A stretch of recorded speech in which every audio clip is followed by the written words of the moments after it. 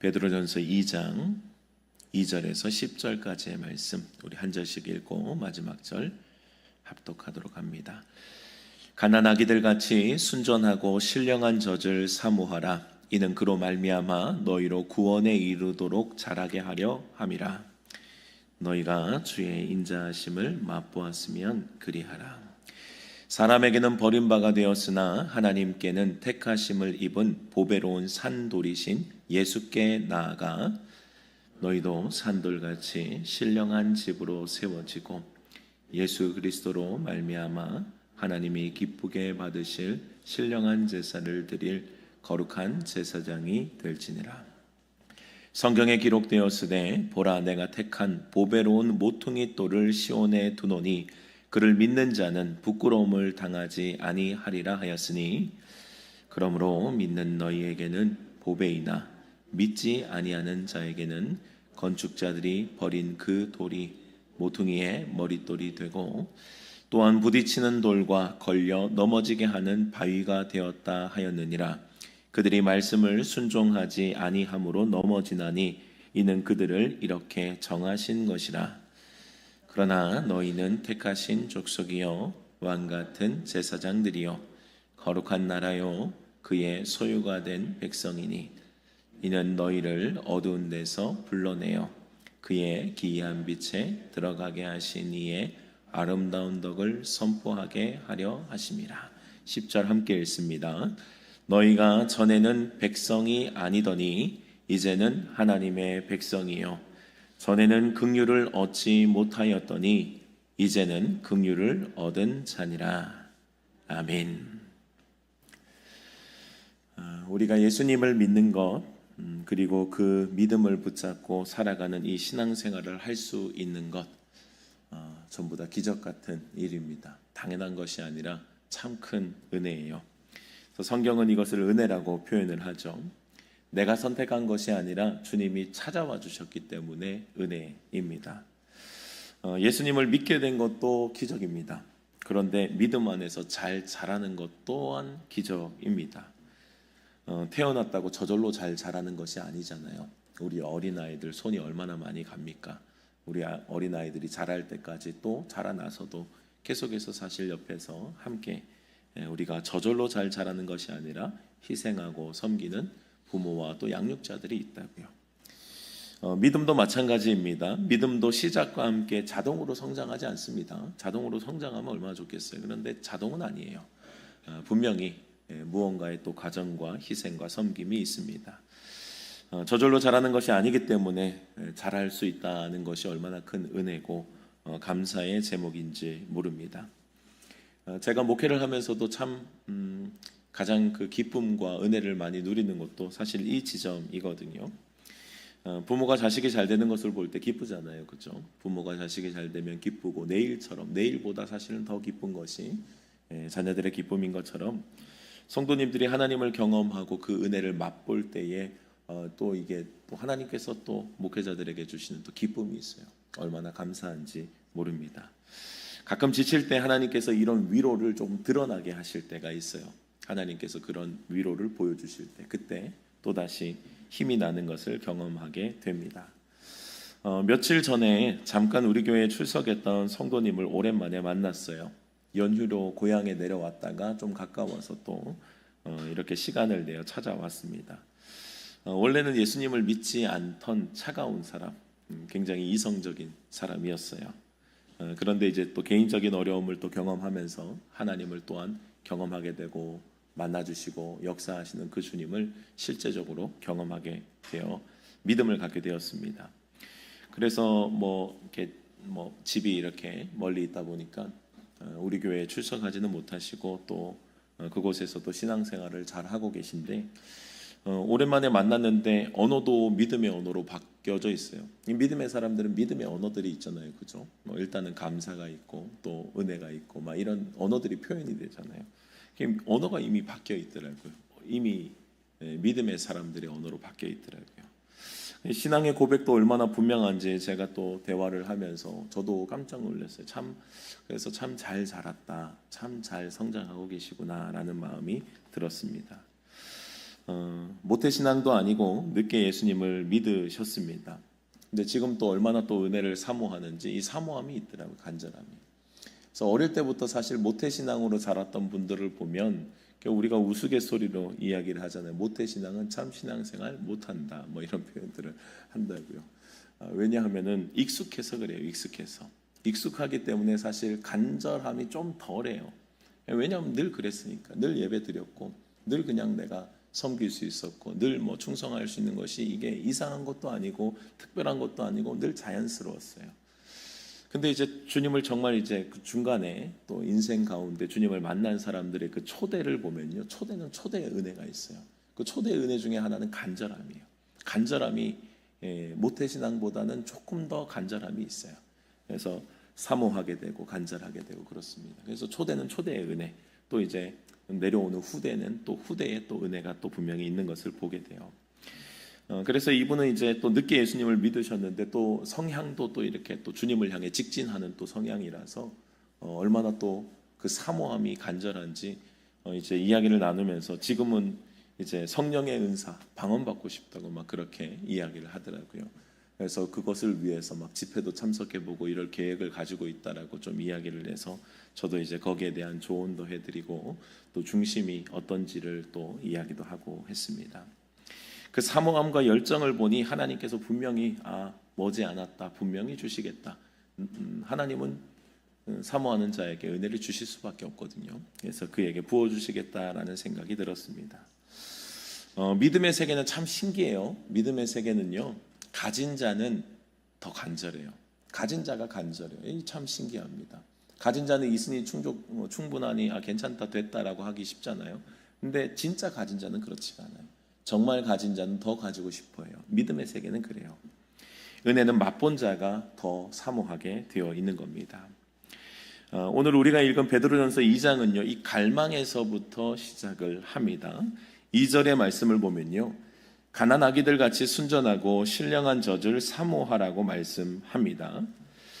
우리가 몇 주 전에 이제 베드로전서의 말씀을 또 1장을 함께 나눴던 여러분들 또 기억을 하실지 모르겠습니다만 베드로전서의 배경을 잠깐 설명을 드렸거든요.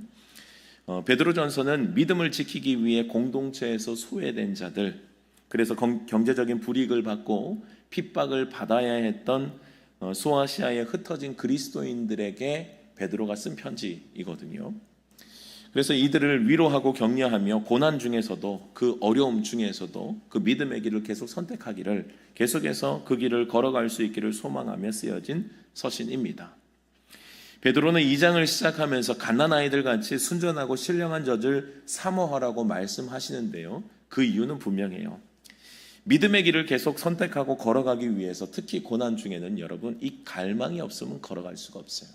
이 사모함이 없으면 걸어갈 수가 없다고요. 고난 앞에서 가장 먼저 시들어가는 것은 여러분 이 영적인 갈망이 시들어들어요. 그래서 우리가 그러려고 그러는 건 아닌데 고난 앞에서 우리가 쉽게 실수하는 건 뭐냐면 고난 앞에 고난에 집중하는 행위예요. 문제 앞에 문제에 집중하는 행위라고요. 여러분들 믿음의 사람들은 그 고난과 문제 앞에서 어떻게 해야 돼요? 거기에서 주님을 사실 볼 수 있어야 되거든요. 거기에서도 여전히 주님을 향한 시선을 떼지 않고 그 주님과 함께 어려움과 고난을 이겨나가야 되는 것이 맞는데, 그런데 보통 우리들은 연약한 자들이라 문제가 생기고 고난이 있으면 사실 거기에 자꾸 집중되고 주목되는 것이 사실이라고요. 자꾸 주님을 놓칠 때가 있는 거예요. 그래서 베드로는 그들을 향해서 가장 먼저 시들어갈 이 영적인 갈망이 너에게 있는지를 확인하라고 이야기를 하는 거예요. 주님께서 주시는 이 순전하고 신령한 젖을 사모하라고 그들에게 말씀합니다. 3절의 말씀을 보면요, 너희가 주의 인자하심을 맛보았으면 그리하라라고 또 말씀하는데요, 주님의 인자하심과 은혜를 경험한 자들은 더 그렇게 해야 된다는 거예요. 은혜를 경험했다면, 주님의 인자하심이 내가 경험된 자라면, 그렇다면 더 사모하고 이 순전하고 신령한 젖으로 살아야 된다는 거예요. 하나님의 은혜를 알고 경험한 자들은 반드시 영적인 갈망이 필요해요. 영적인 갈망. 이게 식어지면 안 된다고요. 여러분들 갓난아이들이 배가 고플 때 표현할 수 있는 방법이 뭐가 있어요? 우는 것밖에 없어요. 갓난아이들은 표현할 수 있는 게 우는 거잖아요. 배고프면 울고 불편하면 울고 울잖아요. 그러니 그 갓난아이들이 힘차게 우는 것, 그것이 배가 고플 때 할 수 있는 최대의 표현 아니겠어요? 여러분들 은혜를 경험한 그리스도인들도 마찬가지입니다. 사모하는 만큼 힘차게 울어야 돼요. 힘차게. 여러분들, 그래서 저는 이 간절한 우리의 고백을 하나님을 향한 간절한 기도라고 보거든요.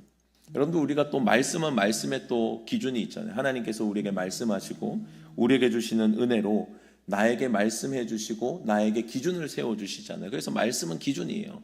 그래서 그것을 살아내려면 어떻게 해야 돼요? 그것을 살아내려면 사실 주님이 힘을 주셔야 돼요. 힘을 공급하는 통로는 어딜까요? 사실은 기도에 있다고요. 여러분들, 우리가 그냥 안다고 사라지던가요, 여러분? 안다고 사라지면 얼마나 좋겠어요. 근데 안다고 사라지는 게 아니에요. 사라지는 게 아는 대로 할 수 있으면 얼마나 좋아요. 여러분들 공부를 잘할 수 있는 방법 모르시는 분들 계십니까? 공부 잘하는 방법은 간단합니다. 열심히 하면 돼요. 10시간, 15시간 앉아서 공부 집중하면 됩니다.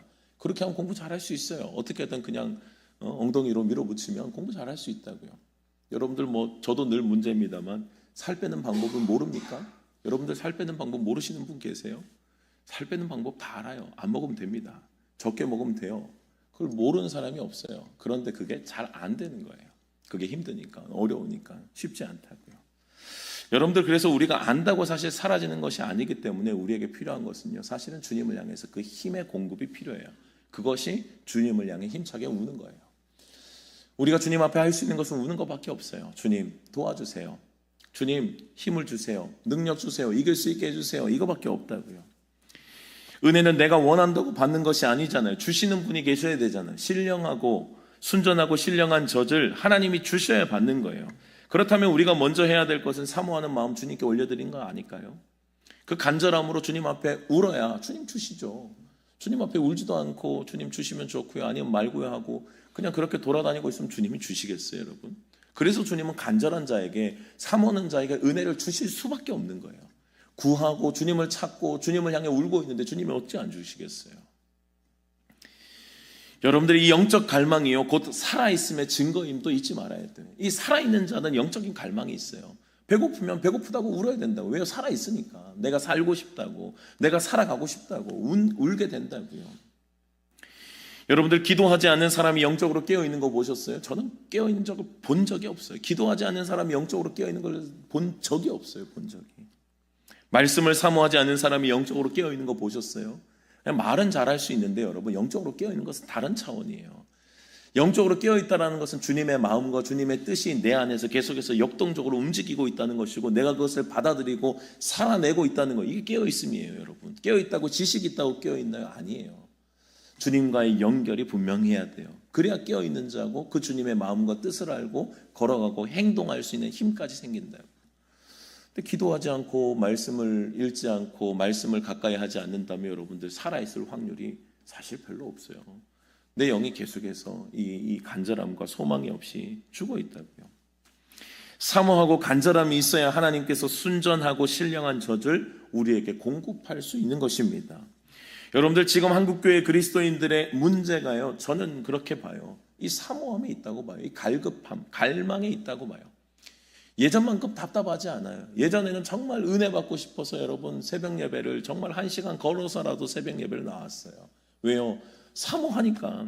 내가 주님 앞에 예배드리고 주님 앞에 은혜 받아야 살아갈 수 있다. 오늘 하루도 그 힘 없이는 못 산다. 이 은혜가 있으니까 옛날 우리 믿음의 조상들은 근처에 교회가 있었나요? 1시간 걸어서 진짜 새벽 예배를 오셨다고. 그리고 또 갈 때 1시간 걸어서 가시는 거예요. 근데 예전에 그 가졌던 그 사모함과 갈망이 지금은 너무 막 말씀의 파도, 홍수, 교회들이 그냥 지나다니면 한번 잠깐 차로 지나가면 그 지나간 사이에 교회가 몇 개나 있잖아요. 그러다 보니까 이게 우리에게서는 영적인 갈망이 사라져요. 자꾸 그냥 너무 평범하고 늘 흔하디 흔한 거예요. 귀중하게 생각이 안 된다고요. 내 신앙생활이 이 정도면 괜찮다고 생각을 해요. 사모함과 갈망이 이 정도면 신앙생활 괜찮지라고 생각을 한다고요. 근데 여러분들이 예수님께서 제자들에게 지상명령 말씀하실 때 분명하게 선언하신 게 있어요. 저는 그 말씀이 요즘은 굉장히 주목이 되더라고요. 왜냐하면 이게 한국교회의 모습을 제가 조금 이제 아프게 또 심각하게 보고 있어서 그런지 모르겠어요. 주님이 이런 말씀하셨거든요. 너희는 가서 모든 민족을 제자로 삼아 아버지와 아들과 성령의 이름으로 세례를 베풀고 내가 너희에게 분부한 모든 것을 가르쳐 지키게 하라고 하셨어요. 여러분들, 저는 요즘 주목하는 게 모든 것이에요. 모든 것. 그러니까 예수님이 제자들에게 가르치신 전부예요. 전부. 100이라고요. 100. 그 100을 전부 다 제자들에게 주님께서 가르치셨다면 너희가 전해야 될 건 그 100이라는 거예요. 모든 것을 가르쳐 지키게 하라는 거예요. 만약에 제자들이 이런 기준이 없었다면 어떡하겠어요? 나는 뭐 예수님의 제자라서 100으로 살았지만 너희는 한 80좀 살아도 그래도 뭐 주님께서 괜찮지 않을까? 그러고 80을 줘요. 그러면 그 다음 제자들은 어떻게 하겠어요? 나는 80을 받았으니 너희는 한 60을 살아라. 뭐 이렇게 하지 않겠어요? 60을 받은 자들은 그 다음 제자들에게 나는 60을 살았으니 너희는 한 40좀 살면 되지 않을까? 그러면 지금 사실은 믿음이 사실은 이렇게 되고 있는 것 같아요. 예수님의 제자들은 100으로 살아냈던 것 같은데 최선을 다해서 그 100을 향해서 살았던 것 같은데 지금은 100은 못 살지언정 목표도 세우지는 않아요. 목표도 안 세워요. 이 정도면 됐지 뭐. 아니 어떻게 그렇게 다 사냐고. 주님께서는 분명히 모든 것을 가르쳐 지키게 하라였는데 이 기준과 목표가 자꾸 사그라드는 거예요. 이게 자꾸 식어지는 거예요. 그렇게 이야기를 하면 너무 과하대요. 시대가 변했대요. 세상이 너무 바쁘대요. 할 것이 많대요. 그러니 여러분들 너무나 심각한 밑바닥에서 하향 평준화가 이루어진다니까요. 교회 입장도 이해가 돼요. 교회 입장도. 그 중에서 어떻게든 리더를 세워야 될 거 아니에요. 직분을 줘야 될 거 아니에요. 어떻게든 같이 걸어가야 될 거 아니에요. 그러니까 그 안에서 그래도 그나마 제일 신앙생활 잘하시는 분에게 또 직분을 들여서 또 함께 일하자고 이렇게 하는데 근데 그게 또 기준이 되네 또. 다음 사람들은 저 정도 하면 그래도 이 직분은 받을 수 있구나. 그러니 그 다음 사람들도 목표가 한 저 정도 하면 되겠구나 하고 또 그 기준을 다 만든다고요. 그러니 계속해서 밑바닥에서 하향 평준화가 되는 거예요. 주님을 향한 감격도 없고 사모함도 없고 예전에 그 우리 믿음의 선배들이 가졌던 그 열정도 없어요. 주님을 향해서 정말 죽으려고 뛰어들었던 진짜 십자가 지고 나를 따르라고 하셨던 그 주님의 말씀 앞에 진짜 십자가를 만들어서 지고 다녔던 그분들의 열정과 그분들의 주님을 사랑하는 마음을 찾아보기가 힘들어요. 지금은 그렇게 걸어가는 자들을 바보라고 하잖아요. 이 정도면 신앙생활이 됐다라고 생각하면서 다 하향 평준화가 돼 있어요. 간절함이 없어요. 이 정도면 되지 않았냐고요. 작은 고난 앞에 원망과 불평을 쏟아내고 있는 나를 이상하게 여기지 않아요.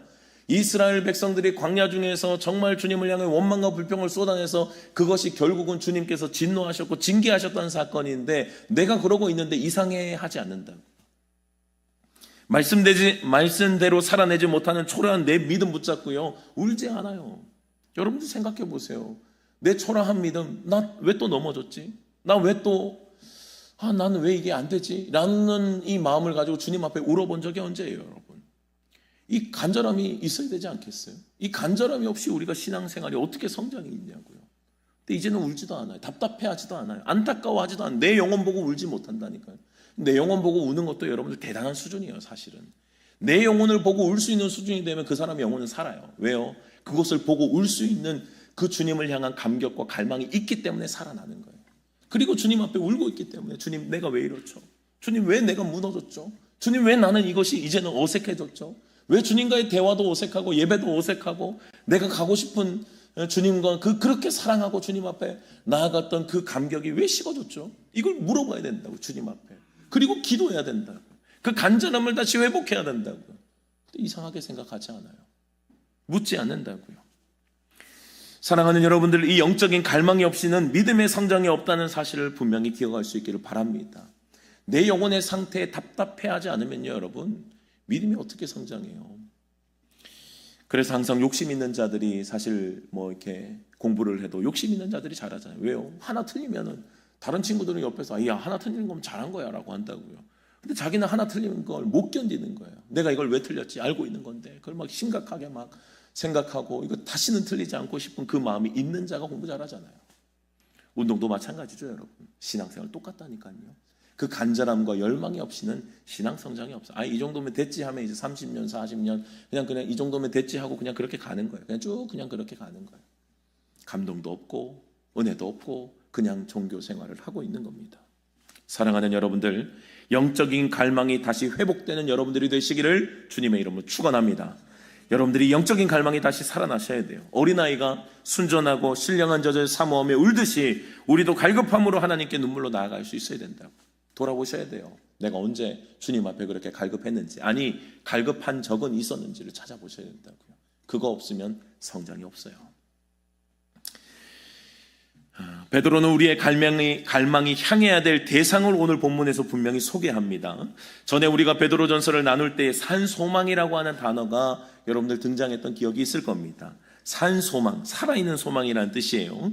부활이 과거의 사건이 아니라 지금 현재 나의 사건임을 강조하는 표현이 산소망이라고 하는 표현이었습니다. 지금 살아있는 소망이니까요. 오늘 본문에도 비슷한 표현이 등장해요. 그것이 바로 4절에 보면 예수님을 산돌이라고 표현하는 거예요. 사람에게는 버림바가 되었으나 하나님께는 택하심을 입은 보배로운 산돌이신 예수께 나아가라고 이야기를 합니다. 산돌을 영어로 표현하면 리빙스톤이죠. 리빙스톤. 지금 살아있는 돌이에요. 여러분들 생각해 보세요. 돌이 살아있습니까? 돌을 살아있다고 하는 사람은 아무도 없어요. 돌은 이미 죽어 있어요. 원래부터 죽어 있는 거라고요. 그런데 베드로는 예수님을 지금 살아있는 돌이라고 이야기를 합니다. 이것도 예수님의 부활과 연결이 되어 있어요. 죽임을 당했으나, 죽은 것 같았으나, 돌멩이 같았으나, 그러나 아니 살아있는 그 주님. 죽임을 당했으나 살아나신 그리스도, 지금도 살아 역사하시는 산돌이신 예수 그리스도를 표현하는 언어라고요. 산돌. 세상 사람들은요, 산돌이신 예수님을 가치 없게 생각했습니다. 죽은 돌처럼 여겼다고요. 아무 쓰잘데기 없이 그냥 다 버려요. 가치 없는 돌로 버렸다고요. 그러나 하나님의 평가는 다르죠. 하나님은 사람이 버린 그 돌, 보배로운 기초석으로 놓으셨고 보배로운 산돌로 삼으셨어요. 가장 중요한 돌로 삼으셨다고요. 여러분들, 기독교는 믿음의 대상이 아주 분명합니다. 믿음의 대상은 예수 그리스도예요. 우리를 위해 죽으시고 다시 부활하신 예수 그리스도를 분명하게 고백하고 믿어야 되고, 여기서 흔들리면 안 돼요.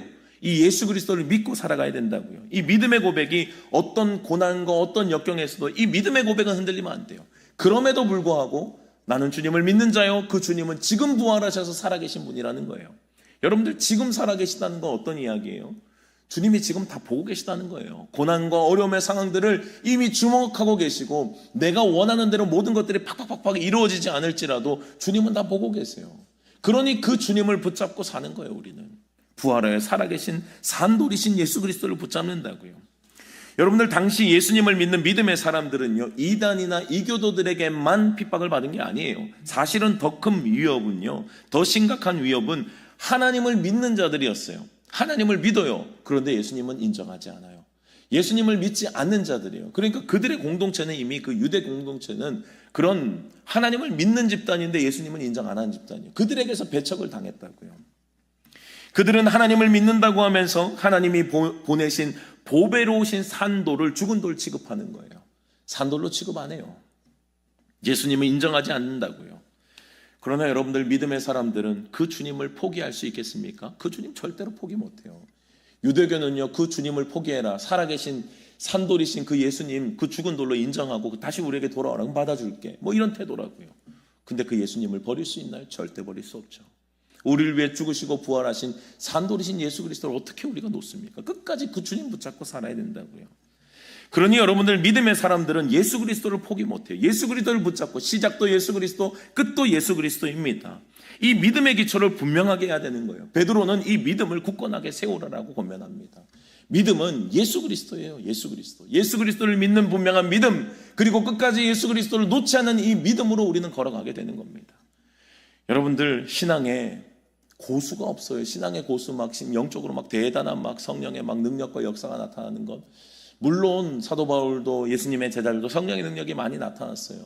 근데 여러분들, 제자들과 사도 바울이 전했던 것은요, 한 가지였습니다. 예수 그리스도의 죽으심과 부활이었어요. 여러분들, 다른 거 있는지 보세요. 제자들이 전했던 것은 딱 한 가지, 예수 그리스도의 죽으심과 부활이에요. 그거 외에는 말하지 않기로 바울과 같은 사람은 작정하고 돌아다니는 거예요. 아니, 자기가 가지고 알고 있는 세련된 말들이 얼마나 많은 사람인데요. 자기가 알고 있는 학문, 자기가 배웠던 모든 지식들, 세상에서 뭐 가진 것이 얼마나 많은 사람인데요. 근데 그는 예수 그리스도를 얻는 것 외엔 모든 것들을 다 배설물로 여기는 거예요.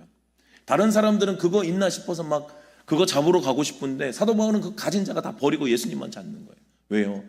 그 예수 그리스도 안에서 발견되는 것이 최고임을 알았기 때문에, 깨달았기 때문에 그런 거예요. 그래서 여러분들, 신앙에 시작도 예수 그리스도고 끝도 예수 그리스도라는 거예요. 이 믿음을 분명하게 하셔야 돼요. 더 뭐 고수, 더 세련된 거, 더 막 뭐 고귀한 무언가 여러분들 없어요. 예수 그리스도가 전부라고요. 시작이고 전부라고요. 예수 그리스도 안에 전부가 다 있는 거예요. 신앙의 정말 가장 깊이는요, 여러분, 예수 그리스도를 얼마나 깊이 아는가에 있어요. 그 주님께서 나를 향해서 오셨던 그 사랑과 은혜, 그것을 깊이 새기고 예수 그리스도 붙잡고 보배로우신 산돌이신 지금 살아계신 주님과 함께 살아가는 것, 이게 진짜 믿음의 실력이라고요. 근데 지금 사람들이 지금 막 귀만 커져가지고 막 세련된 언어들만 좋아하고 예수 그리스도 하면 그거 뭐 졸업한 이야기를, 여러분들 그렇게 착각하시면 안 돼요. 신앙은 시작도 예수 그리스도고 끝도 예수 그리스도예요.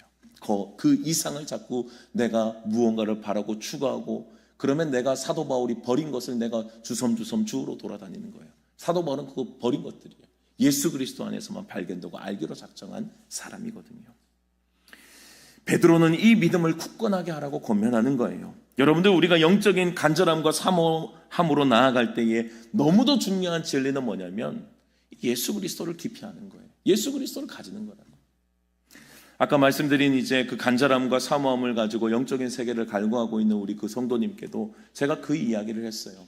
여러분들, 베드로도 바울도 예수님의 제자들도 성령의 능력과 은사가 많이 나타났던 사람들이에요. 그런데 그들이 전한 건 뭐라고요, 여러분? 예수 그리스도의 죽으심과 부활이에요.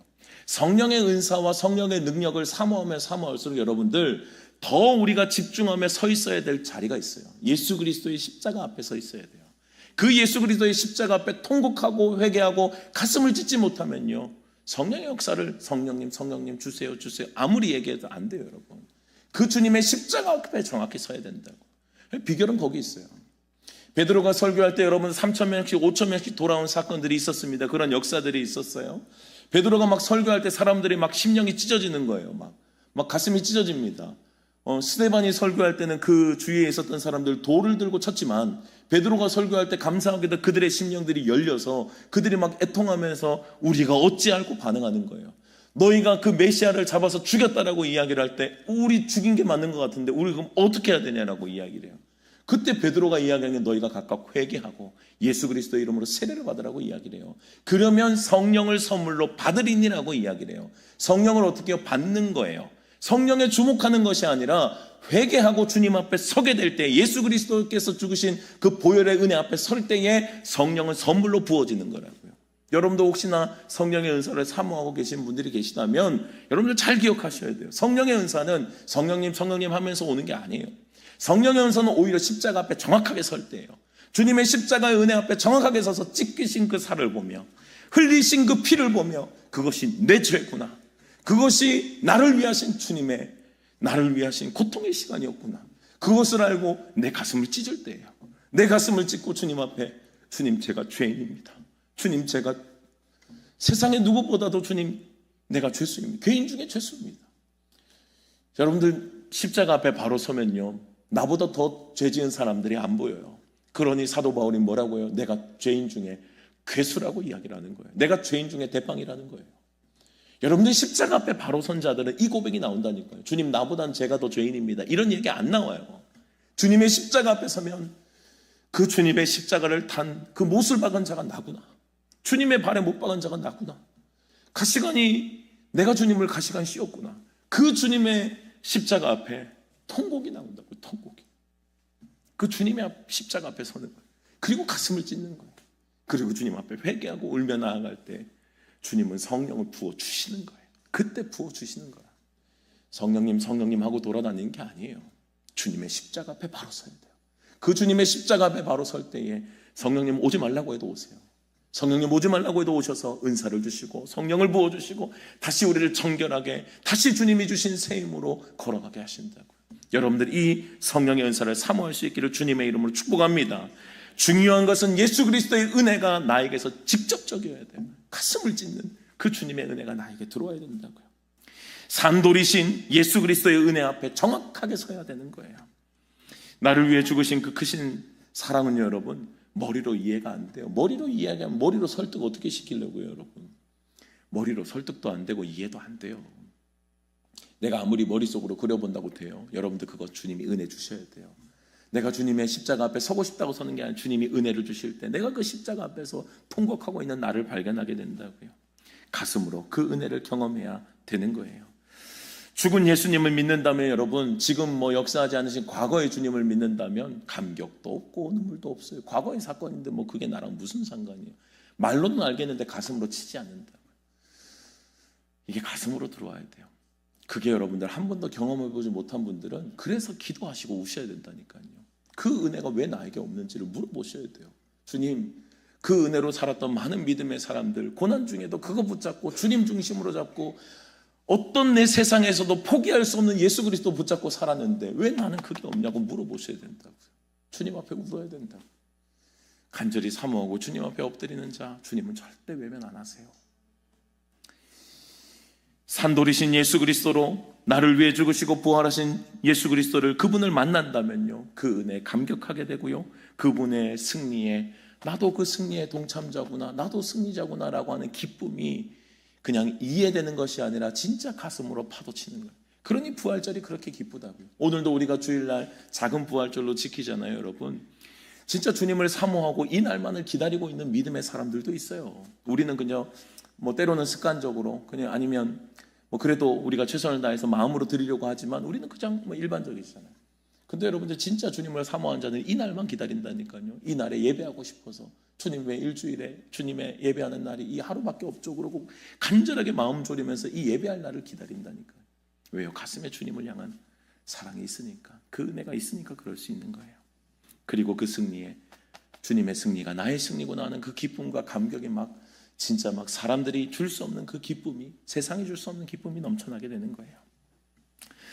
오늘 베드로는 예수 그리스도를 산돌로 인정하고 그분 앞에 나아가는 자들은, 우리 5절의 말씀을 보면요, 너희도 산돌같이 신령한 집으로 세워지게 될 것을 이야기를 해요. 그러니까 주님이 살아있는 리빙스톤이잖아요. 그러니까 주님이 살아있는 리빙스톤인데 그 살아계신 돌을 인정하고 받아들이는 사람들은 너희도 산돌이 된다는 거예요. 너희도 산돌들이 되겠다는 거예요. 여러분들, 산돌이 되겠다라고 하는 것은 예수 그리스도와 연합하여 그분의 생명에 동참한다는 의미예요. 그분의 생명, 죽은 것 같으나 우리도 똑같아요, 여러분. 예수님이 죽은 것 같으나 그 안에 생명력이 차고 넘쳤다고요. 그러니 사람들은 죽은 줄 알고 갖다 버린 거예요. 그러나 하나님은 그를 정말 귀중한 돌로 삼으셨잖아요. 그리스도인들이 똑같다니까요, 여러분. 그리스도인들이 죽은 것 같죠? 사람들이 볼 때 빌빌거리는 것 같죠? 말도 안 되는 거 주장하면서 돌아다니는 것 같죠? 고집 부리는 것 같죠? 그런데 여러분, 세상 사람들이 보기에는 죽은 돌같이 보이지만 주님은 우리를 산돌로 취급하시고 예수 그리스도를 생명을 부어주셨다는 것처럼 우리에게도 그렇게 살아있는 역사를 우리에게도 일으키겠다는 약속임을 믿으시길 바랍니다. 예수 그리스도와 연합하여 그분의 생명에 참여하는 거예요. 겉으로 볼 땐 죽어 보여요. 아니에요. 우리 안에 생명이 차고 넘친다고요. 우리의 환경과 상황이 어떠하든 우리 안에 계신 예수 그리스도의 생명을 붙잡고 승리하는 저와 여러분들이 될 수 있게 축복합니다. 산돌들은 함께 모여서 공동체를 이룹니다. 그리고 신령한 집을 세워가는 거예요. 그리고 신령한 집과 함께 여러분들 뭐라고 말씀하세요? 5절에 보면 예수 그리스도로 말미암아 하나님이 기쁘게 받으실 신령한 제사를 드릴 거룩한 제사장이 된다고요. 잘 보세요, 여러분. 돌은 하나로 집이 만들어지지 않습니다. 돌은 모여야 돼요. 그래서 우리의 공동체를 지금 의미하는 겁니다. 우리의 공동체는요, 신령한 집, 돌들이 모여서, 어떤 돌이요? 살아계신 주님을 인정하고 받아들이는 생명이 이어진 죽은 돌이 아니라 산 돌들요. 그러니 여러분들 예배는 어떤 자들이 드려요? 산돌들이 예배 드리는 거예요. 산돌들이 신령한 거룩한 집을 만들고 그 안에서 신령한 제사를 주님께 드린다고요. 예배의 기준은 그거예요. 예배는 누가 드릴 수 있습니까? 은혜 경험하지 못한 자들은 예배를 못 드려요. 은혜가 없는데 어떻게 예배를 드려요? 산돌이신 주님과 생명이 없는데, 그 생명을 이어받지 못하는데 어떻게 예배를 드리냐? 예배는 생명이 있는 자가 드리는 거예요. 그러니까 처음 주님께서 문을 여셨잖아요. 예수님이 오셔서 그 문을 여셨잖아요. 우리가 처음이 그러면 누가 되냐? 처음에 우리는 받은 게 없다라고 이야기해요. 예수님이 직접 오셔서 생명을 주신 거예요. 예수님이 직접 오셔서 제자들을 키우셨다고요. 그러니까 제자들의 가르침의 시작은요, 예수님이 있는 거예요. 예수님이 그 생명을 이어서 제자들에게 주고, 제자들은 제자들의 또 제자들에게 그것을 가르친 거예요. 그래서 그 제자들도 생명을 가지고 살아가게 된다고. 산 돌들이 예배를 드리는 거예요. 산 돌들이 모여서 거룩한 신령한 집을 세우는 거예요. 그러니 여러분들, 사람들이 볼 때 저 교회 대단하네 라고 이야기를 할지라도 여러분, 산 돌들이 모여있지 않으면 그거 신령한 집이 아니라고요. 그러나 아무리 초라해 보일지라도 여러분들, 산 돌들이 모여있으면 그것은 신령한 집이에요. 주님께서 받으실 만한 거룩한 제사, 거룩한 예배가 그곳에서 드려질 수 있는 거예요. 여러분들, 오늘 우리의 예배가 어떻게 돼야겠어요? 오늘 우리의 예배, 모든 교회들이 마찬가지 목표입니다만 산돌들이 모여서 주님 앞에 거룩한 집을 짓고, 그리고 그 안에서, 그래서 교회는 건물이 아니에요. 거룩한 집에서 거룩한 예배, 주님이 받으실 만한 신령한 제사를 주님께 올려드리는 것. 그럴 때 주님은 그 예배를 기쁘게 받으시는 줄 믿으시기 바랍니다. 교회는 건물이 아니에요. 그리스도의 생명이 연결된 공동체라고요. 그리고 그 안에서 하나님이 받으실 만한 거룩한 제사로 우리는 나아가게 되는 겁니다. 오늘도 우리의 예배가 산돌들의 신령한 제사가 되기를 축복합니다. 지금 살아계신 예수 그리스도를 믿음으로 고백하는 산돌들이 모여야, 그래야 거룩한 집, 거룩한 예배가 되는 거예요. 그 은혜로 우리가 오늘도 나아가고 있음을 믿습니다. 그럴 때 주님이 우리의 예배를 기쁘게 받으시는 거예요. 베드로는 구약 성경을 인용하여서 믿는 자들에게는 예수 그리스도가 보배로 여겨지지만 믿지 않는 자들에게는 그것이, 그렇게 믿는 자들에게는 보배요 생명이고 어떤 것들을 주어도 바꿀 수 없는 것인데, 믿지 않는 자들에게는 걸림돌이 되는 거예요. 방해꾼이 되는 거예요. 여러분들, 모든 인생은 둘 중에 하나예요. 예수 그리스도를 보배로 여기고 나도 산돌이 되어서 신령한 집이 되고 거룩한 예배자로 살아가든지. 이것은 예배자라는 것은 우리가 모이는 예배만 말하는 건 아니잖아요. 우리는 흩어지는 또 예배자잖아요. 삶의 자리에서 그곳에 신령한 돌들이 뭐 하겠어요? 돌들이 흩어지면 뭐 하겠어요? 돌들이 그곳에서 예배하겠죠. 두세 사람이 모인 그곳에서 예배하는 자들이 되겠죠. 믿는 자들이 여러분들 그런 삶을 산다고요. 산돌이신 예수 그리스도를 내가 붙잡고 나도 산돌로 생명력을 가지고 주님과 함께 산다고요. 주님이 전부인 삶을 살아가고 먹든지 마시든지 무엇을 하든지 사도 바울의 고백처럼 주님 나라와 복음을 위해서 한다고요. 이게 산돌들이 살아가는 삶의 걸음이에요. 그런데 여러분들, 내 삶에 예수 그리스도가 보배로 여기고 내 삶의 중심에 모시지 않은 사람들은 어떻게 살까요? 여러분, 예수님을 걸림돌로 생각하는 거예요. 부딪히는 돌이에요. 하라 하지 말라 말씀이 얼마나 불편한지 몰라요. 아유, 주님 왜 이런 말씀 하셔가지고 나를 이렇게 불편하게 만드나? 왜 이렇게 나를 힘들게 만드나? 나를 지키고 보호하는 줄을 전혀 깨닫지 못해요. 나를 자꾸 붙잡는 나의 걸림돌로 생각하는 거예요. 거치는 돌로 생각한다고. 왜 이렇게 나를 불편하게 하냐? 좀 자유롭게 살게 하시지. 여러분들, 예수님을 거부하고 그런 삶을 살아간다면, 예수님을 거치는 돌, 부딪히는 돌로 여긴다면 어떻게 될까요? 예수님을 그렇게 여겼던 사람들이 있어요. 그래서 예수님의 최후가 어땠어요? 그들이 잡아 죽였어요. 예수님을 부딪히는 돌, 걸림돌로 생각했어요. 인기 다 빼앗아가지. 자꾸 자기들이 생각하는, 자기들이 이해한 말씀이 아니라 이상한 말씀을 하는 것 같이 이단으로 몬다고요. 하나님의 아들이라고 한다고요. 걸림돌이에요, 걸림돌. 그래서 예수님을 잡아 죽이는 거예요. 그들의 결과는요, 심판을 피할 수 없어요, 여러분. 주님을 거부하고 걸림돌로 여기는 자들은 결국은 죄에 파묻혀서 그때는 즐거울지 모르겠어요. 그러나 안전장치는 하나도 없어요. 끝까지 곤두박질 치다가 결국은 세상에서 방황하며 살다가 심판을 피하지 못하는 거예요. 그것이 결론이에요. 그러나 예수 그리스도 위에 내 인생을 세우는 자, 그 돌이 나의 기초석인 줄 알고 나의 가장 보배로운 돌인 줄 알고 그 위에 내 인생을 세우는 사람, 내 인생의 주인의 주님을 두는 사람은 주님과 같은 결론을 맺어요. 예수님의 결론이 뭐예요, 여러분? 예수님이 죽었지만 아니요, 살아나셨어요. 죽은 것 같았지만 산돌로 산다고요. 그것이 주님과 함께하는 인생의 결론이에요. 그래서 여러분들, 믿음의 시작도 끝도 예수 그리스도인 거예요. 믿음의 시작도 예수 그리스도, 믿음의 끝도 예수 그리스도입니다. 예수 그리스도를 붙잡고 끝까지 버티는 인생은 반드시 승리하게 될 것입니다. 지금 나의 모습이 초라한 거 상관없어요. 주님께서 그 과정을 통과해서 승리를 하셨잖아요. 그렇다면 우리도 그 과정이 있을 수 있죠. 그러나 버티는 자는 주님이 그 결론을 우리도 반드시 경험하게 될 겁니다. 베드로는 오늘 예수 그리스도 안에서 고난을 받고 있고 예수 그리스도를 붙잡고 치열하게 싸우고 있는 그들을 향해서 권면하는 거예요. 그리고 위로하는 거예요. 그들을 향해 뭐라고 위로하고 격려합니까? 9절의 말씀이에요. 그러나 너희는 택하신 족속이라는 거예요. 왕같은 제사장이고 거룩한 나라고 그의 소유가 된 백성이니 이는 너희를 어두운 데서 불러내어 그의 기이한 빛에 들어가게 하신 이의 아름다운 덕을 선포하게 하려 하심이라라고 말씀해요.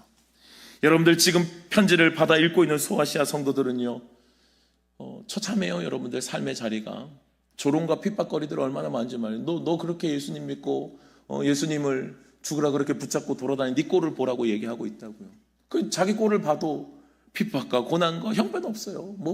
남들에게 내세울 만한 아름다운 게 없어요. 죽은 돌처럼 보이니까.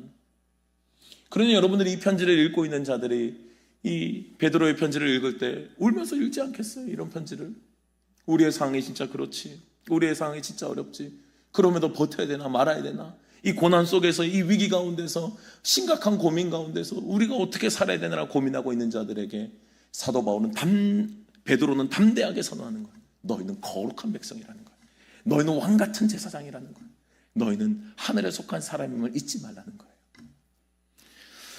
세상의 눈으로 볼 때 그들은 보잘것없는 작은 자들인, 핍박받는 아무것도 아닌 자들이에요. 그런데 여러분, 그들의 정체성은 아니에요. 베드로는 그들을 향해 그리스도인의 정체성을 분명히 선언한다고요. 택하신 족속, 왕같은 제사장, 거룩한 나라, 소유된 백성, 기이한 빛으로 부름받은 자. 여러분들이 이 5가지 표현은요, 모두 출애굽기 19장에 하나님과 이스라엘 백성 간의 언약을 맺을 때 주님이 선언하신 말씀이에요. 주님이 선언하신 표현이에요. 하나님의 자녀들은요, 어떤 고난의 환경에 있어도, 어떤 누더기 옷을 입어도요, 신분은 변하지 않아요. 주님께서 선언하신 신분 그대로입니다.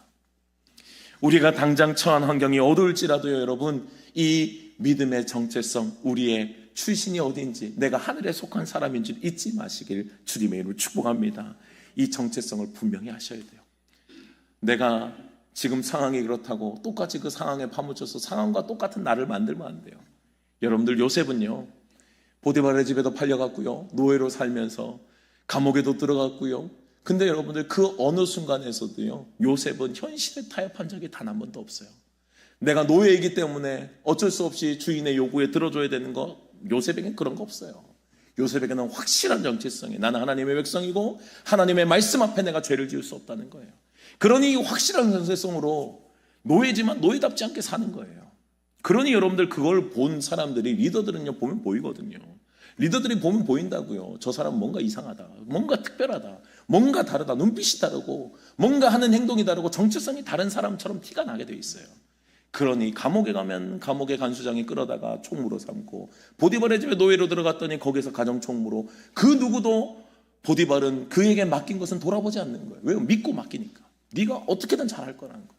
너는 특별한 아이니까. 특별한 아이가 어떤 아이예요? 정체성을 가진 사람이에요. 그리스도의 정체성을 잃어버리지 않는 자, 노예라도 살지 않으나, 고난 중에서도 고난 가운데 파묻혀 살아가지 않는 자, 문제 속에 있어도 문제 속에 파묻혀 살아가지 않는 자, 그것이 그리스도인임을 여러분들 믿으실 수 있기를 축복합니다. 이 하나님 나라의 정체성을 잃어버리지 말아야 돼요. 그리고 베드로는 이 정체성을 선언하는 것을 끝내지 않아요. 너희가 가야 될 방향을 분명히 이야기를 한다고요. 이는 너희를 어두운 데서 불러내어 그의 기이한 빛에 들어가신 이에 아름다운 덕을 선포하게 하려 하십니다. 여러분들, 우리가 왜 그렇게 살아야 됩니까? 왜 하나님의 정체성으로 살아야 돼요? 우리는 목표가 있거든요. 우리는 가야 될 분명한 방향이 있어요, 여러분. 그리스도인들은 그래요. 우리는 세상에서 잘 먹고 잘 이렇게 되다가 편안하게 세상 사람들이 원하는 것처럼 많이 가지고 누리고 먹고 자고 그렇게 편안하게 누리다가 주님 앞에 안기는 거, 여러분들 그거 아니에요. 그리스도인들의 목표는 그게 아니라고요. 세상 사람들과 동일한 목표로 걸어가면 안 돼요. 우리에게는 분명한 목표가 있어요. 주님께서 우리를 부르신 이유 뭐예요? 아름다운 덕을 선포하게 하시는 거예요. 그래서 여러분들, 그리스도인들의 특권, 정체성은요, 특권만이 아니에요. 그리스도인들의 정체성은, 자녀의 정체성은 특권이 아니라 곧 그것이 사명이라고요. 그 특권을 가진 자는 가야 될 길이 있는 거예요. 10절은 이것을 더욱더 분명하게 이야기를 하죠. 전에는 백성이 아니더니 이제는 하나님의 백성이래요. 전에는 긍휼을 얻지 못하더니 이제는 긍휼을 얻은 자니라라고 선포합니다. 여러분들, 이것은 호세아 2장의 성취예요. 호세아 2장은 호세아 선지자는 버림받은 이스라엘을 향해서, 이제 그들이 망하고 버림받았던 거 맞거든요. 그런데 버림받은 이스라엘을 향해서 다시는 내 백성이라, 다시 내 백성이라 부를 날이 있음을 예언해요. 베드로는 그것을 예수 그리스도 안에서 이루어졌음을 선언한다고. 예수 그리스도 안에서 너희가 다시 긍휼을 얻었다고, 너희가 다시 자녀가 되었다고. 여러분들, 우리가 원래 주님의 백성이었어요? 아니요. 주님이 찾아주셔서, 주님이 긍휼히 여겨주셔서 주님의 백성이 되었어요. 자격이 있어서입니까? 우리가 무슨 자격자였어요? 아니요, 우리는 자격이 없었어요. 그저 하나님의 오직 긍휼로 주의 백성이 되었습니다. 여러분들, 주님의 이 은혜와 주님의 긍휼을 하심으로 택하신 족속이 되고 하나님의 거룩한 세우신 왕같은 제사장이 되었다면, 그렇다면 긍휼을 받은 자들은 침묵하면 안 된대요. 이 모든 것들을 부르신 이유와 목적이 있대요. 주님의 그 아름다운 덕을 선포하기 위한, 그 긍휼을 전하기 위한 사명자로 살아야 됨을 우리를 부르시고 계신 겁니다. 여러분들, 이 부르심 앞에 응답하는 은혜가 있기를 주님의 이름으로 축복합니다. 그리스도인들은 정체성, 나는 이런 사람이야 에만 그치면 안 돼요. 분명히 우리는 그런 정체성이 있어요. 누구도 우리를 감히 함부로 하지 못하는 하나님의 자녀로서의 삶이라고요. 그런데 그것은 곧 사명이에요. 아름다운 덕을 선포하며 살아야 한다고요. 먼저는 고난 중에서도 여러분들 끝까지 예수 그리스도를 선택하며 승리하는 은혜가 있어야 돼요. 고난 중에서도 그 포기하면 안 돼요. 우리의 정체성은 여전하니까요.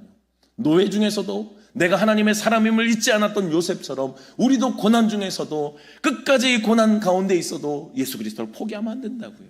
그리고 우리는 예수 그리스도 이름을 붙잡고 우리를 분명히 향하게 하시는 그 아름다운 덕을 선포하게 하신 주님의 부르심과 비전을 향해 달려가는 거예요.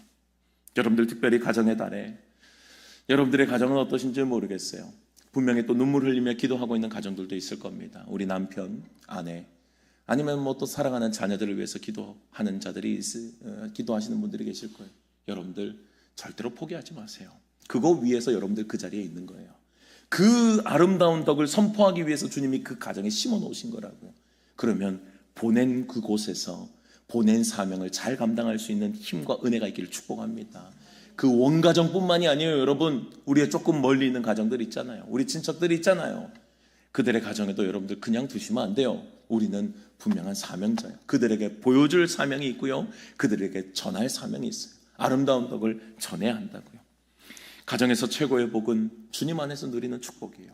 하나님이 주인 되시는 가정, 주님이 왕 되시는 가정을 꿈꿔야 한다고요. 끝까지 포기하면 안 돼요.